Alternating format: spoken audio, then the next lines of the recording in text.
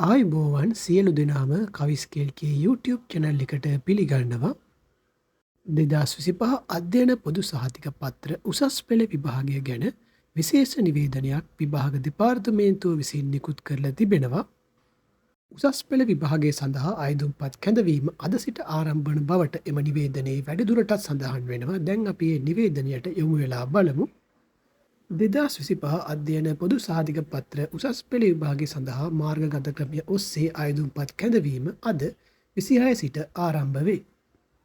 විභාග කොමසාරිස් ජෙනරාල් ඉන්දිකා කුමාරි ලියනගේ මහත්මිය පවසන පරිදි අද සිට 2025 ජූලි 21 වෙනිදා දක්වා මාර්ගගතව අයදුම්පත් කැඳවීම සිදු කරනු ලබනවා.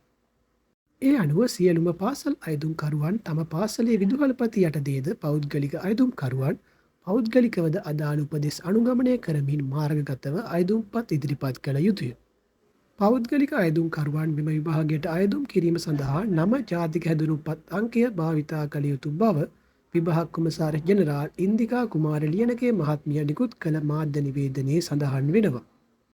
ඒ සම්බන්ධ උපදෙස් ශ්‍රී ලංකා විභාග දෙපාර්තමේන්තුවේ වෙබ් අඩවියේ www.donetslk වෙබ් අඩවියේ දක්වා ඇති බව එම නිවේදනයේ සඳහන් වේ.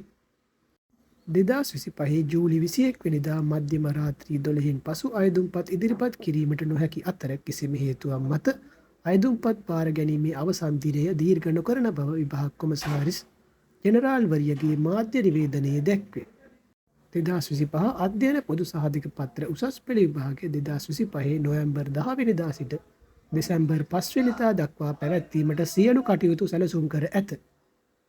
මේ වගේ වැදගත් වීඩියෝ නිතරම බලන්න කවිස්කේල්ගේ YouTube චැනල් එක සබස්ක්‍රයිබ් කරලා එකතු වෙන්න.